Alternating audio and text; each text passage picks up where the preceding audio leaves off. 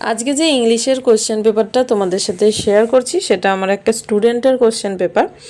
ওই জন্য বেশিরভাগটাই হয়তো ঠিক আছে, তাও দেখে নেবে, কেননা ওখানে কোনো কিছু যদি ভুল প্রশ্নের উত্তরে দাগ দেয়া থাকে সেটাকে ইগনোর করবে। কোশ্চেন পেপারটা আমি তোমাদের সাথে শেয়ার করছি, কিন্তু অ্যান্সারগুলো নিজেরা সলভ করার চেষ্টা করবে, কেননা যেহেতু সেটা একটা স্টুডেন্টের, তো ওখানে দাগ দেয়া আছে। তোমরা কোশ্চেন পেপার অ্যান্সার ভালো করে কিন্তু অ্যান্সারগুলো নিজেরা সলভ করবে।